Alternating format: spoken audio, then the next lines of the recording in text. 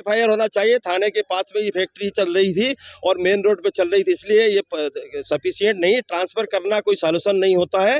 कार्रवाई करें, क्योंकि लोगों की जान गई है, लोगों मारे गए हैं, लोगों के साथ अत्याचार हुआ है, लोगों का मकान पूरे खत्म हो गए हैं, जीवन खत्म हो गया, कई के पिताजी चले गए, किसी का लड़का चला गया, कोई बूढ़ी माँ बची है। तो इस सबको मुआवजा प्रॉपर मिलना चाहिए। 4 लाख में होगा क्या?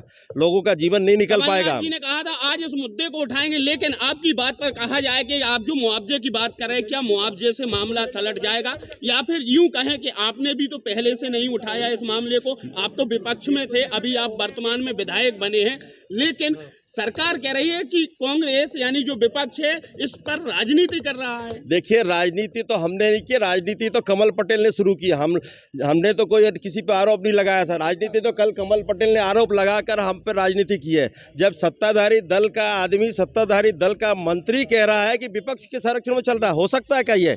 विपक्ष अगर संवैधानिक काम कर रहा है या अनैतिक गतिविधियां चला सकता है क्या?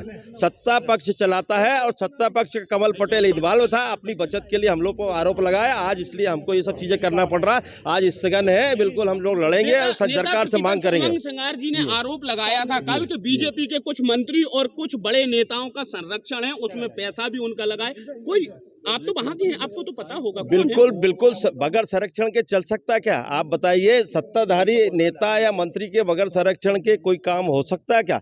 वहाँ हरदा में खुला जुआ सट्टा बिक रहा है, शराब बिक रही है, किराने की दुकानों पे शराब मिल रही है, इस तरह की पूरी गतिविधियां हो रही है। और 2 महीने से मैं विधायक बना हूँ, तब से मैं चिल्ला रहा हूँ। मैंने गांधी जी के सामने धरना भी दिया, वहाँ सब चीजें कर रहे हैं। इसके बाद भी वहाँ जू नहीं रेंग रही थी और ये इतनी बड़ी घटना हो गई है। इसके लिए मैंने पहले भी गांधी जी के सामने धरना भी दिया था कि इनको सद्बुद्धि दे, अधिकारियों को सद्बुद्धि दे, भाजपा के नेताओं को सद्बुद्धि दे, ये गतिविधियां, अनैतिक गतिविधियां बंद हो।